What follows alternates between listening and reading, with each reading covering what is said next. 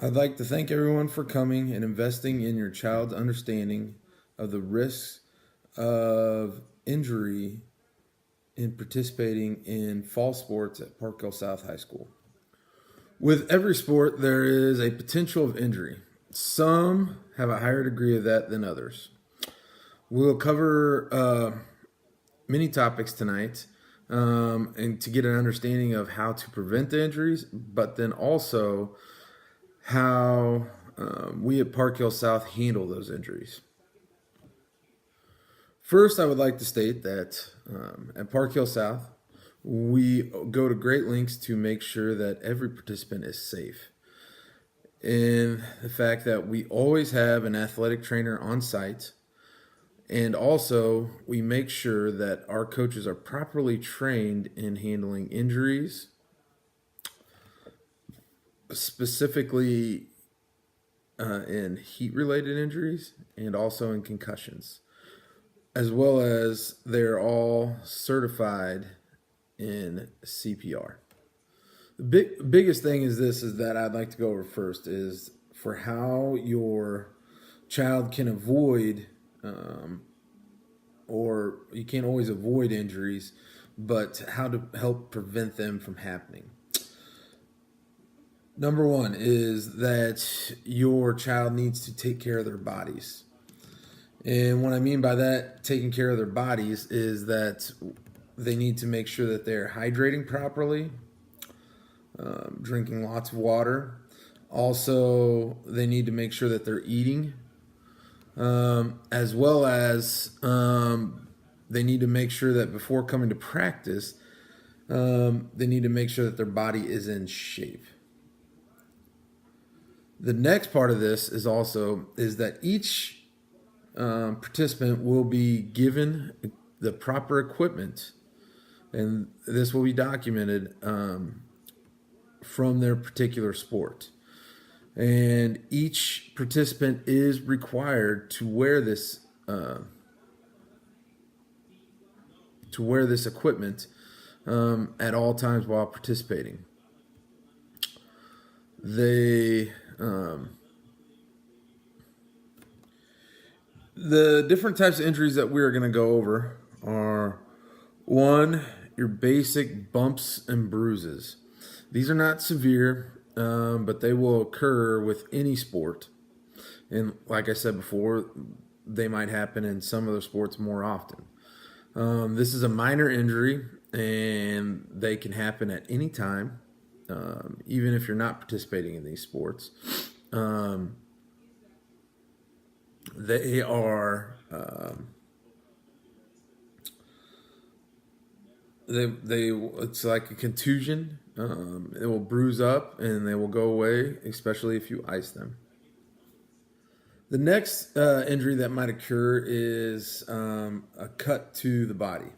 This is just where there's a laceration or just some type of cut, where it could cause bleeding or it might not.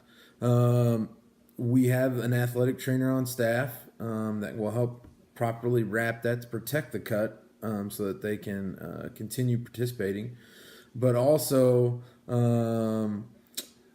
the participant will need to make sure that they are cleaning and taking care of this cut off when they're not practicing, so that avoids infection and anything worse that might happen from that.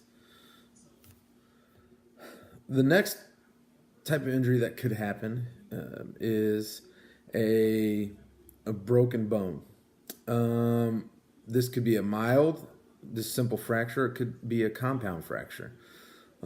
Each situation is handled differently, and we have a protocol put in place at the school to handle each situation differently. That if a broken bone is to happen, we will make sure the athletic trainer looks at the injury, and depending on the injury and the severeness of it, we will go from there. Leading into that, if an injury is severe enough, we will make sure that we have an ambulance called to the school to handle the care properly. The next type of injury that could happen is a ligament or tendon damage. These will occur. Basically, we handle them the same way we handle a broken bone, and you will need to see a doctor just as you would for a broken bone, or a cut or a bruise, depending on the severity of it. And we will handle this as we do anything else with our protocol that we have in place.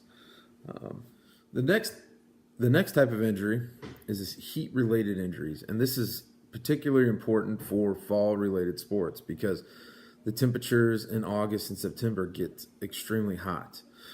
Some things that we need to go over here is, first off, is that as a school district, we make sure that all our coaches are trained properly in how to handle heat-related injuries. And also, if it becomes severe enough, we have an athletic trainer there at all times to handle the situation. And if it becomes so severe, we will make sure that we get the proper medical treatment there to make sure that your child is safe. With that being said, we need to talk about how to prevent heat-related injuries. The first and foremost is that you need to make sure, each participant needs to make sure that they hydrate and they eat properly. They need to make sure that they come into the season in shape and ready to handle the heat, because even though we have protocols of when you can practice if it gets too hot, we will still be practicing when it is hot, and you will do that day after day, where you need to make sure that your body can handle that situation. We also, to make sure we prevent that, we have plenty of opportunities during practice times for each participant to get water whenever they need it. We also make sure that your child needs to tell a coach if they're not feeling right, if they're starting to feel sick, if they're starting to feel lightheaded, if they're starting to feel dehydrated, any of these signs. Now, there are multiple heat-related injuries, and some are more severe than others. One is heat exhaustion. That is where your body, you get too dehydrated and your body, you stop sweating, you start to feel woozy, you start to feel kind of sick. The next one is a heat stroke, and this is very severe. And if this happens, we'll call an ambulance and we will make sure that your child is taken care of properly. This is the same symptoms as heat exhaustion. It's the next step up, and your body temperature gets too high, and it is a very serious ordeal. And hopefully what we would do is we would call the ambulance, then we would make sure that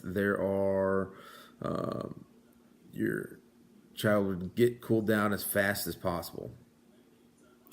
The next one is heat cramps, and this is where when the body gets too dehydrated, your muscles begin to cramp up and they contract, and it's a painful thing. It's not a super serious deal. It can be serious if you could just have a cramp in your calf, or you could have a full body cramp, one or the other. And this is where your body becomes too dehydrated. The last one is a heat rash. This is another sign of leading up to a heat stroke. And it's something, like I said before, that the coaches and trainers have all been put under different protocols of how to handle each situation. The last situation we're going to talk about is concussions. First, I want to say that any sport that anyone participates in, there's a risk of concussion. Each coach is properly trained in how to handle concussions, as mandated by the school district. The concussions are a mild traumatic brain injury, and that occurs when the head gets whiplashed back and forth. And each one, as they're non, most of the time they're non-life threatening, but they can be if they're not handled properly. And each one has to be handled differently. And we at Park Hill South have a protocol put in place for each participant. One, he or she has to do an impact test that requires them, before they can participate again, a test they will have to take. And also, they have to be cleared by a doctor. Thank you.